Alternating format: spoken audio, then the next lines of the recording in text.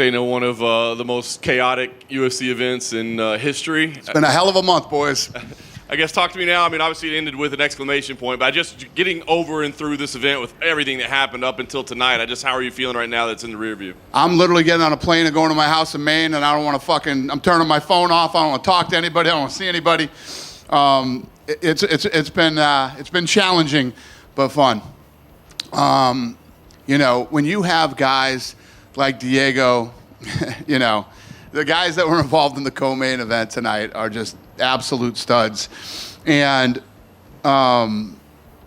think about this. Diego gets the call. He's not going to make weight. No problem. I'll take the fight. Right? That right there is already mentally challenging. You know, when you're on weight, you're going to do it, and you have to accept this fight. You know, we see it all the time. How many guys don't accept the fight and don't do it, right? Then he gets the call that he's out and we want to put somebody else in. And he accepts the fight. And it's a completely different style than what he trained for. And he still takes the fight. The guy he was supposed to fight is ranked in the top 3.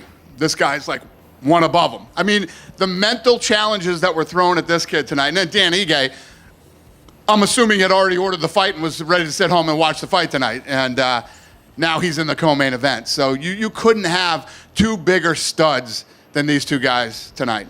Incredible. It's one of the most memorable things that's ever happened. They both got done and said, hey, we'd like to fight at the Sphere. Do you think that's something you can do for both those guys and put them on that card after what they did tonight? I do. I'll do anything for these guys. So, yeah. Fantastic. So that was a great story in the co-main, and then the main event, exclamation point there. I mean, Alex Pereira, even more dominant than the first time around. I guess, what did you think of his performance tonight? Yeah, I mean, he looked incredible. Fight started just like the last fight, chopping that calf kick, you know, busting his leg up. And then, I mean, oh, he got saved by the bell. No, he didn't. Yeah, no, he didn't. It was incredible. I mean, that guy is a monster, absolute monster. And Jiri, again, we're talking about two guys who stepped up. You know, pretty sure both of these guys had nagging little injuries too, you know, and didn't give a shit. Came in and fought. Yeah. A lot of people are saying Alex Pereira at heavyweight is awfully intriguing. I know we got Jones and Stipe, we got Aspinall and Blades. I'm standing up there with the belt, and I had Joe Rogan in my ear the whole time we were up there. Let him fight heavyweight. Come on. Just do it. So, I know that's what people want to see. We'll see how this whole thing plays out. Is there any chance that he injects himself into Jones Stipe, for instance? Or, I mean, you still committed to that? Yeah, no. We're definitely committed to that. I mean, you know how I feel about John Jones, you know, as far as where he sits in the pound-for-pound rankings and the all-time rankings. And then Stipe is, you know, looked at as the greatest heavyweight of all time. So they deserve that fight.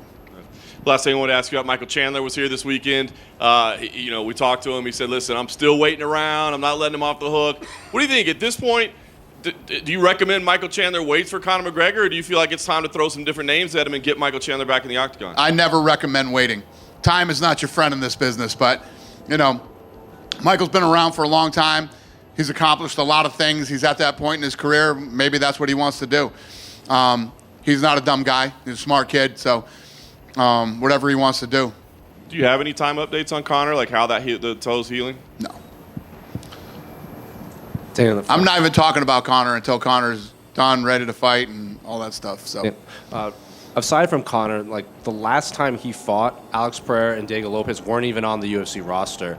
So when you signed Alex and you had Diego kind of step in on short notice, did you know what you were getting with those guys? Because since then, they've become two of the most reliable and popular fighters on the entire roster. It's incredible, right? I mean, no, I don't think like that, especially when you have a guy that's coming in from kickboxing, you know, has this long kickboxing career and is older coming into the UFC.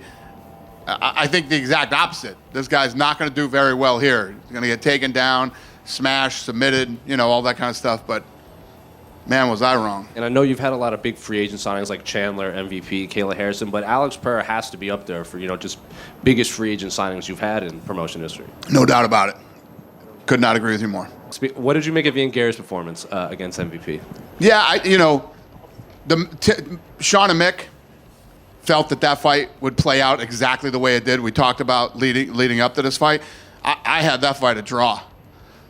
Yeah. I mean, if they came out and said that fight was a draw, that's exactly what I thought that fight was too. Obviously, Ian won the first round. MVP won the second round, and it was 50-50 in the third round. You know what I mean? What was crazy was MVP had that top position, and he gave it up. He could have just rode that thing out and won the round.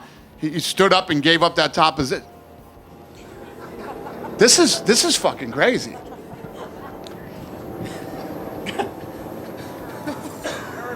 You have another question for me? Yeah. Ian said that he wants to fly to Manchester and is willing to weigh in as a backup for the welterweight title fight. Is that something you'd be willing to entertain? I don't know. I'm not. You know how I am. I don't think about that stuff until later. When you look at Alex, every time he wins, right, it almost makes the win Israel has over him more impressive. And that was an amazing rivalry with those two, but they still 1-1. Do you think that's something we could revisit one day for a trilogy fight? What's the question again? What did you say? Do you think we could ever see Izzy versus Alex 3? I mean, they're still at the top of their game. You know, I don't know. You could. Who wouldn't want to see the fight? I mean, they're great fights. But what it sounds like to me, not just Joe Rogan and everybody else, they wants to see him go to heavyweight. And when we were talking to him tonight, he doesn't give a shit. He said, I'll fight at heavyweight. I'll fight wherever you want, whenever you want. He's ready to turn around and wants to fight again right away. So he's that guy. He's a savage, man. The guy's an absolute stud.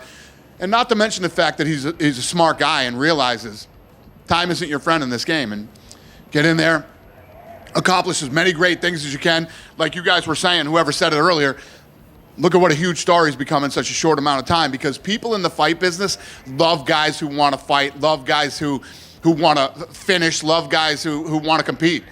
As a fight fan, he's like the ideal fighter that you would follow and become a fan of.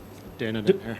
Kind of going off that, you said $16 million gate. I know it was over 20 with Conor, but that's still not much of a drop-off. I mean, does that speak to Alex's star power, the card as a whole? What do you kind of attribute not many people doing refunds to? Well, I think what happens is that we have built up this trust level with our fan base that they know when they show up that we're going to put on a good show. You know, and that was even with, you know, when the main event falls out, you're able to get refunds. So I think the thing was, you could have got like a 50% refund after the fight fell off, and people didn't do it. They saved, they came, and you know, and came in for International Fight Week. So, yeah, I think it's a testament to the trust that we have built with our fan base. Is Alex one of the more unique personalities you've seen? I mean, he's going to the airport to come to the fight, stopping and changing some random person's tires.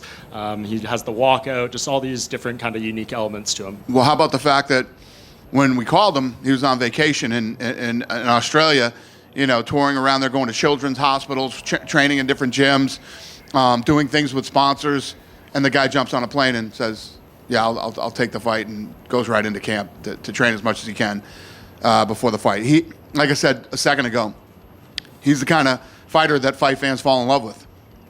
And I think you kind of alluded to what your pound-for-pound rankings still look like. I know we talked about it in Jersey, but where does Alex fit in, and what do you think he would have to do if he goes to heavyweight and gets that third belt? Is he number one then? You're not wrong. He's another guy that has moved up and is willing to move up to heavyweight. So for all those that don't know what the pound-for-pound means, that's what it means, guys like that. But still, as long as John Jones is still in the conversation and talking, John Jones has never lost. He's never lost a fight. And like I say, the most amazing thing about John Jones, you can say whatever you want about him, his lifestyle outside the octagon, it's not like this guy was, you know, checking, you know, had the greatest nutritionists and was, you know, like, it's quite the opposite of what happened with John Jones outside the octagon, and he's never lost a fight.